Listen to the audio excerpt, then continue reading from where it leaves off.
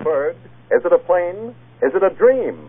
The American Broadcasting Company presents The Search for the Flying Saucers with Walter Klernon. Thanks, Les. Good evening, ladies and gentlemen. Many have seen them, millions have heard about them. It's the biggest who's it, what's it story of the year, the flying saucers. At the moment, we have a fellow up in a plane hunting a flying saucer, and good hunting to him. Standing by in various parts of the country are people who have seen a flying saucer.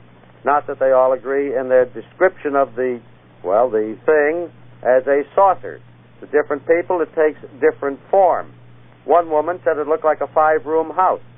If many people see that one, the housing shortage will be over. But explanations vary as much as descriptions. Walter Winchell says he has information that it's a new type flying wing. Andrei Gromyko says that maybe it's a Russian discus thrower who doesn't know his own strength. It has been suggested that a disc jockey on Mars is weeding out his old platters, that it's a radar anti-detection device, that it's natural phenomena, that it's a national psychosis.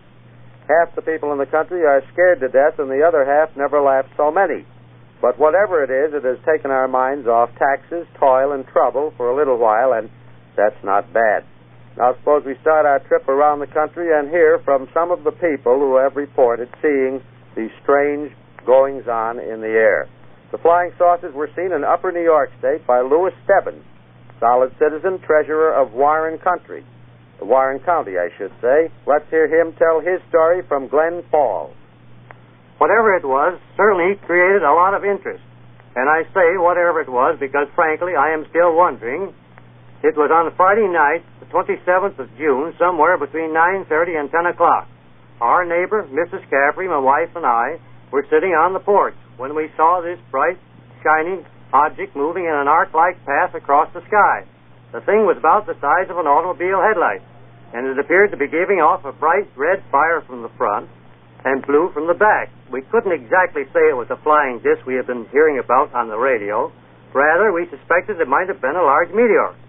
I took a lot of kidding about the thing until the papers published a story about the American Meteor Society's report that a fireball, a type of meteor, may have landed that night in northern New York or Vermont.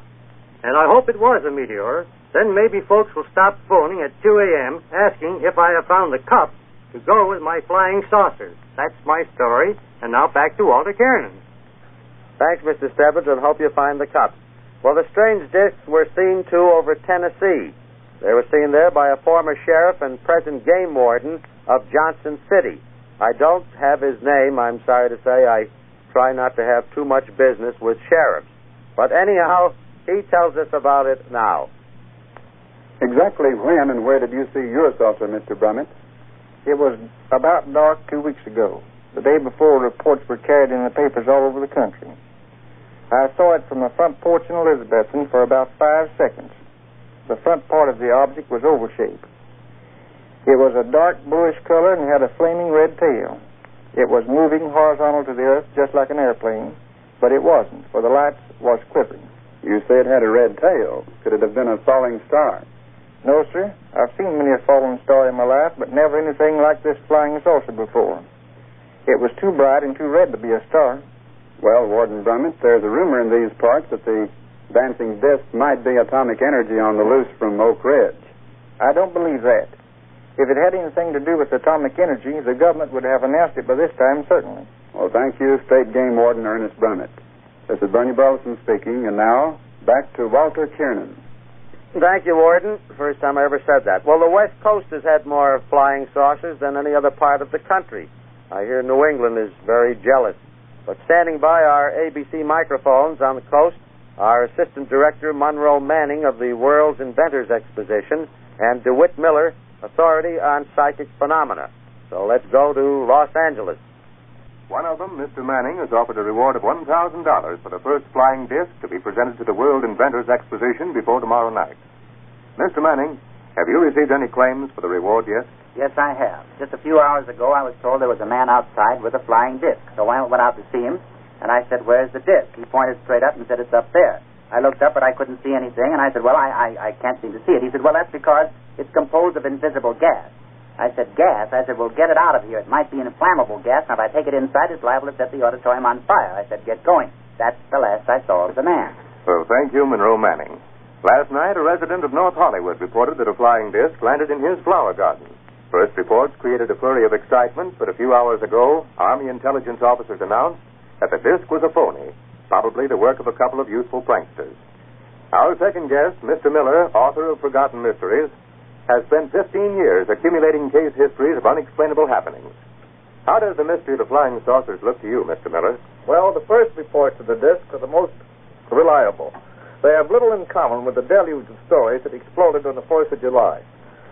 The two most credible original reports were those of Kenneth Arnold, a pilot, whose story started the whole affair, and the report of the crew of an airliner. And you think the other stories are just imaginary? We might call them disc mania, brewed out of bad observation, hysteria, hoaxes, and the natural human love of telling tall tales. But what do you believe is the basis for the original report? I think the disc may be the result of secret experimentation by the Army and the Navy. This is entirely possible despite official denials. Second, don't sell the Martians down the river. The disc may actually be from Mars or somewhere else in outer space. There have been many reliable reports in the past 150 years of strange things seen in the sky. Well, thank you, R. DeWitt Miller. And now back to Walter Kiernan.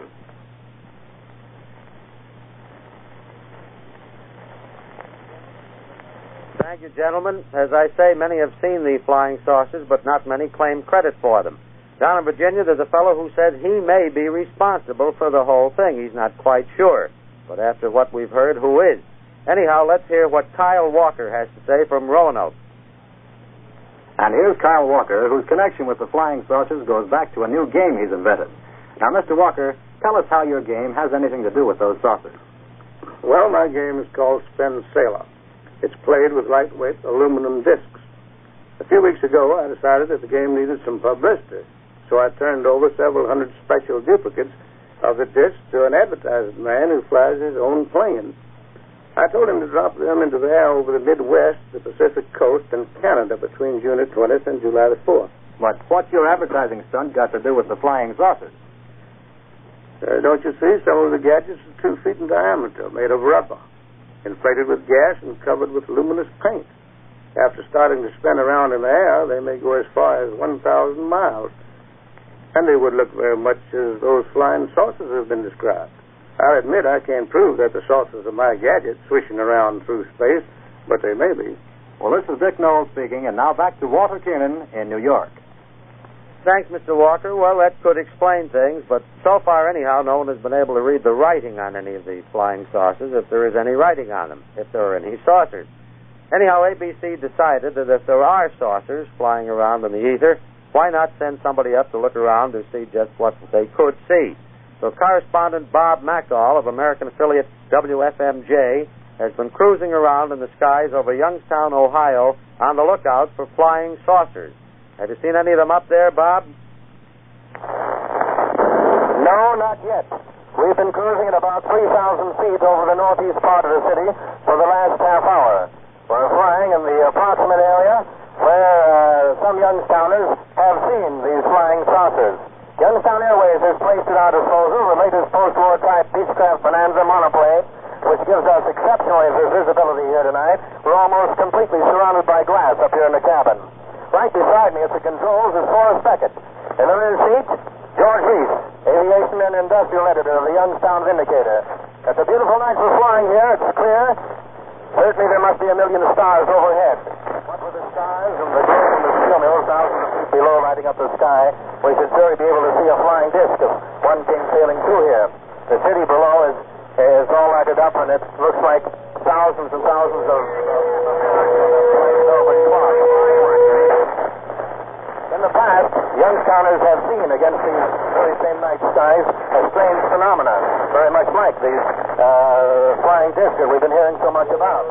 These are now known as the Bessemer comets. It was discovered that these comets were caused by the light of the huge Bessemer converters reflecting against a film of moisture in the upper sky. Flying saucers have actually been seen by 3 Youngstowners. City Patrolman George Maxim declared he saw 9 round objects sailing at high speed from south to north about 3 a.m. one night last May while he was on his beat on East Front Street in Youngstown. Maxim described the objects as rolling hoops or balloons moving at about 300 to 400 feet in the air. He said they resembled balloons used by meteorologists and were directly in line, one behind the other. The patrolman said he watched them until they moved out of sight to the north.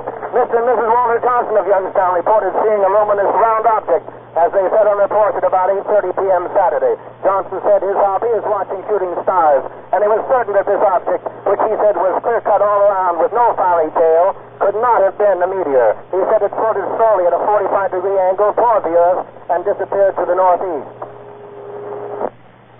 Now, back to Walter Klernon. Thanks, Bob McConnell. Sorry you didn't see one tonight, but sounded like you had a little interference from one. Well, interest in the flying saucers is not confined to our own shores. The British have a couple of theories as to what we're seeing, and here, transcribed, is what Professor A.M. Lowe, president of the British Institute of Engineering, says, direct from London. Professor Lowe, no doubt you have been reading reports of the so-called flying saucers seen over America. As a leading British scientist, what's your opinion of them? Well, I must say that, in my opinion, it must be due to mass hysteria. I know you've got to be very careful nowadays. What with war, atom bombs, people feeling rather tired, and excitements of that kind, rockets, and so on. People like to believe things, and don't forget this. Everybody likes to say, I saw it. They think it's rather clever. Do you think it might be an optical illusion? No, I don't. I don't think so. Do you think there's any chance at all that these flying saucers might be man-made objects of some kind? I think it's very unlikely. There is just the rather wild chance that someone is experimenting with a new kind of radar foxing device. You will remember the radar camouflage which were used in the war, made of metallized paper. Well, if you imagine a rocket fired 200 miles high and discharging these saucers of some kind of metal, it just might be an experiment. But I don't believe it. You think it's mass hysteria, eh? I do. I always remember going to a spiritualistic seance, and I found that if I said, look at that lovely blue light, everybody else saw it too, although I saw absolutely nothing. In other words, you really don't expect to see a flying saucer come down in Piccadilly Circus here in London, eh? No, I wish to goodness I could. I'm sure poor old Eros would be quite surprised. I should be delighted. How was that, Well, the only place I've read about them so far is in Brighton. And, of course, Brighton, well, it's such a charming place, you might see almost anything there. And another man, by the way, said that he saw one of them flying so high that he didn't know whether it was a house, an aeroplane, or the top of a ginger beer bottle. Now, I think he was very lucky. But we don't have anything quite so strong as that over here. I see. Thank you very much indeed, Professor Lowe. This is Frederick B. Opper in London. Now, back to New York. Well, thanks, Professor. One nice thing about it, though, if a Britisher wants to see the Loch Ness Monster, he has to go to Loch Ness. But here you can sit right on your front porch, wherever you happen to be, and you sit as good a chance of seeing a flying saucer as the next fellow. Well, there you have it. But what have you got? Undoubtedly, there is something to the story of the flying saucers, whatever they are. The fellow in his cups might be a poor witness to a flying saucer, but when sober, serious citizens around the country look into the skies and see a something, it can't be dismissed as eye strain or eye wash. I haven't seen a flying saucer, but I'm going up on the roof now. There's a telescope there, and if I can't see a flying saucer, I'll settle for Venus, any Venus. Mr. Griffith, will you spring us out of here? Sure will, Walter. The Search for the Flying Saucers was produced by our Special Events Department. Directed by Joe Graham. This is ABC, the American Broadcasting Company.